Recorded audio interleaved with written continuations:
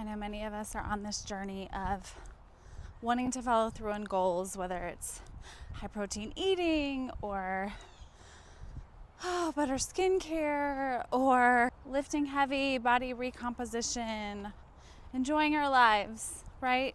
Maybe creating new habits and sticking to them. I will be the first to tell you that I love achieving. And I love the excitement of having a goal and crushing it. Sometimes it can be terrifying. Probably the most terrifying for me was when I set out to raise $25K for some anti-human trafficking nonprofits, or when I set out to walk 20,000 steps a day for 30 days. Those can be scary, especially when it's something that you're letting other people in on, right? They can see if you fail. But what about sticking to the ones that people don't see, or the bad habits that you're trying to break, or the goals, the big goals you're trying to follow through on? So I wanted to talk about that today because I think it's important for us to have goals in midlife and 35 and up, 40 and up, whether you call that 40 or midlife or not. Some people don't. Because it gets us out of our comfort zone, and it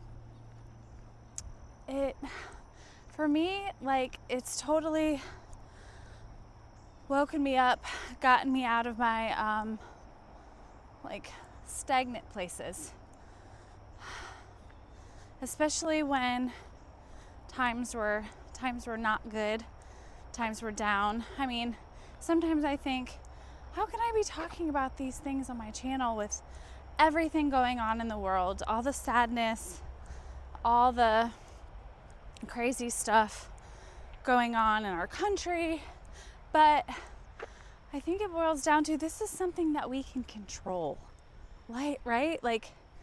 This is something that can not only be good for us, but something that can inspire us, encourage us, get us out of our box, etc. So, I have a confession. I set out yet again. You probably didn't know, but this was my second time that I set out to do a 30-day mobility challenge. Some of you may or may not call that a goal, but for me it was, because I know it's something that's good for me. And yet again, I failed. I was probably 7 days in, and then I got sick, and so for 4 days I didn't do it, and then ever since then I've been like, forget it. So I need to get back on the horse. And then a bad habit that I'm trying to break is so much phone time. And waking up, granted, I do not keep my phone next to my bed, but waking up, going to the bathroom, turning off my alarm, and checking the things. Granted, I don't lay there for 30 minutes looking on social media. That's not what this is. But I'll be the first to admit, y'all, having this channel, I get so excited to check things in the morning. I get so excited to respond to comments. I get so excited to just engage with all of you. And my husband will be the first to say, that's not a bad thing.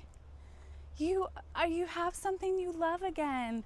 Celebrate that. Don't feel guilty about that. But still, for me, I don't want to wake up and do it, but yet I do. So anyways, I found something new. Yes, something new I'm going to be trying. It is like a habit tracking journal. Now, the journal itself is not made to be a habit tracking journal. I'm going to turn it into one. It's one of those journals that have all the squares. And here's our little water spot.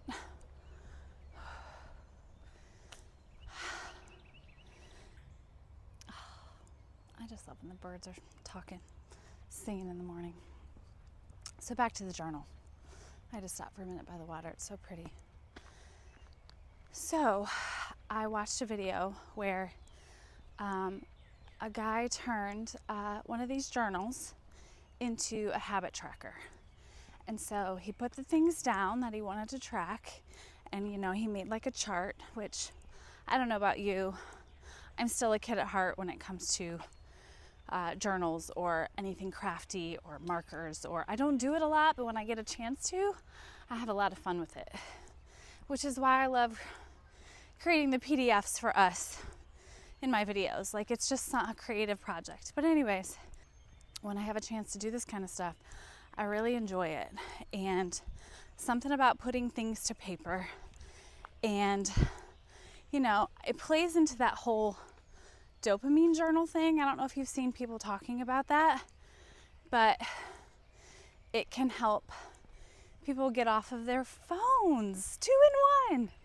Get off of their phones more, because tracking these things, writing, keeping notes, journaling about these things helps you stay on task, helps you stay motivated, helps you see progress,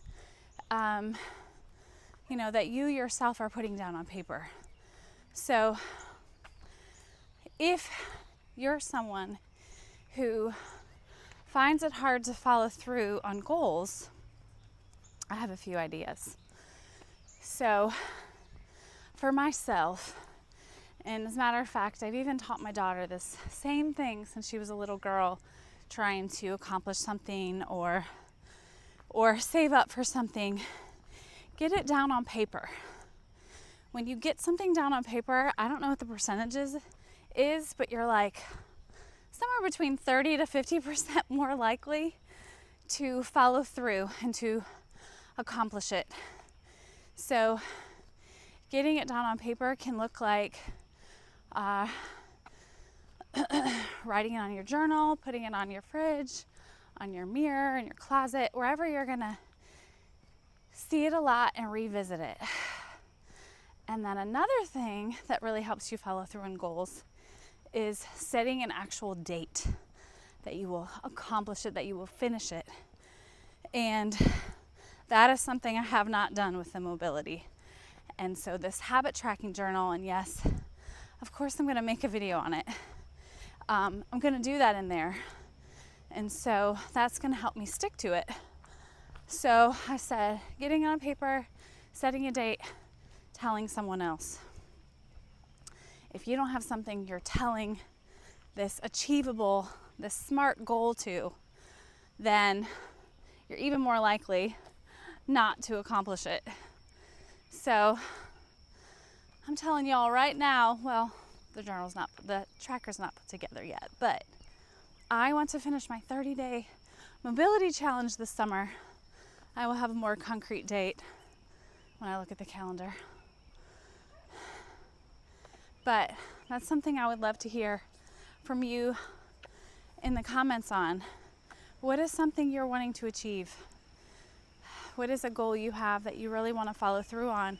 We can be your people that you tell in the comments if you want.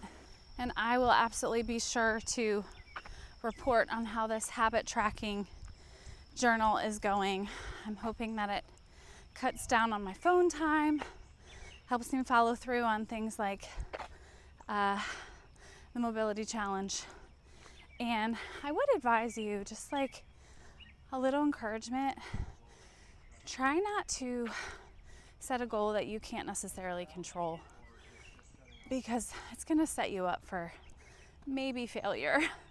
I mean, some of us might have goals to be at a certain body composition or lose a certain amount of pounds, but we can't necessarily control that, can we? Especially when we're over 40. So completing a specific workout program would be a more achievable goal. Like for me, completing the Power Happens course I'm going through, that I keep talking about, that I love. People keep asking me about it. Completing that would be the achievable goal, in my opinion. And yes, know what you want to lose or where you want to be, but don't beat yourself up when you don't get there. So set the goal you can for sure control. Okay, we're almost done, but I did want to talk quick about how the course is going because I keep having a lot of questions about it. So for those of you that don't know, I'm doing the Power Happens course by Haley Happens and Dr. Stacy Sims. And to be honest with you, like, I love it. I love that plyometrics is built in. I love that sit is built in. It takes a lot of planning and box checking off of my list because it's just built in, and so I don't have to plan as much. But I lift Monday, Wednesday, Friday in that program, and then Tuesday is a sit or another kind of cardio session, I forget. And then Thursday is a day off, which is today, walk with me day. And then Saturday is cardio, usually sit, and Sunday is a day off. So I've been loving it. There's a 30 or 60 minute workout option. You can do it at home or in the gym. And I was a little hesitant because I thought, there's no way I'm gonna see any difference being at home. There's so many machines I don't have, but honestly, I'm seeing a difference, and I'm definitely using my at-home gym. Okay, well, if you have any other questions on that, let me know. I think that's about all the things I can think to sum up from that for now. But if you are wanting to follow through on a goal, I encourage you right now to let it be something you can control. Write it down, set a date, and tell someone, even if it's us in the comments, because as I'm always saying, that's where all the community happens on my channel, and I treasure it and value it so very much. So I hope that y'all have an amazing day, and I will see you in the next video. Bye.